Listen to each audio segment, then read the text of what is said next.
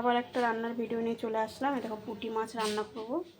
পুঁটি মাছ কেটে নিয়ে আসছে, কিন্তু ধুতে আমার অনেকক্ষণ লেগে গেল। বাজার দিয়ে কেটে নিয়ে এসছে, কাটলেও আঁশ ভর্তি, ধুতে ধুতে টাইম লেগে গেল। দেখো পুঁটি মাছটা রান্না করব, দেখো তাহলে কীরকম করে রান্না।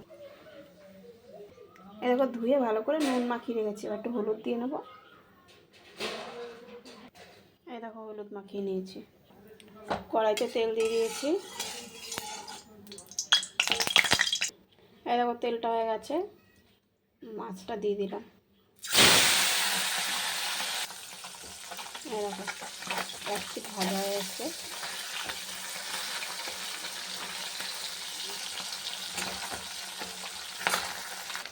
এই দেখো মাছটা ভাজা হয়ে গেছে,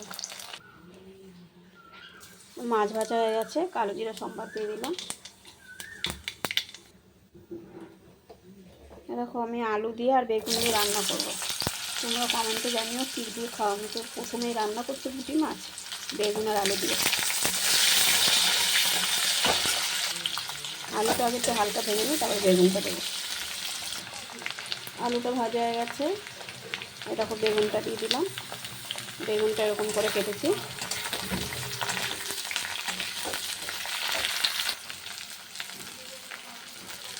হলুদ দিয়ে দিলাম, লবণ দিয়ে দিলাম।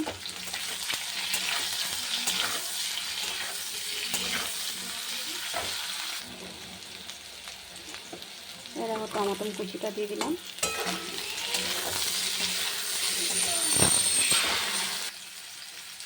এরকম মশলা দিয়ে দিলাম, আদা আর কাঁচা লঙ্কা পেস্ট।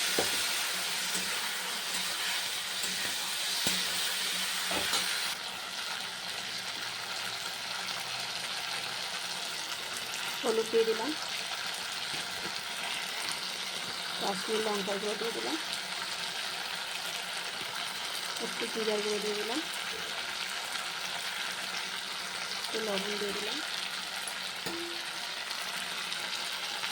একটু হালকা জল দিয়ে দিলাম।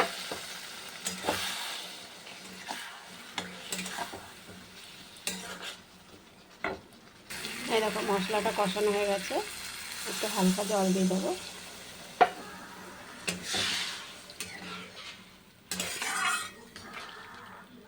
আলুও সিদ্ধ এসছে। এরকম মাছের ঝোলটা ফুটে গেছে, এই পুঁটি মাছগুলো দিয়ে দিলাম।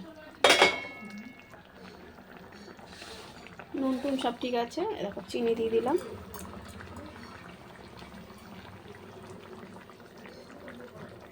ধনে পাতা কুচিটা দিয়ে দিলাম।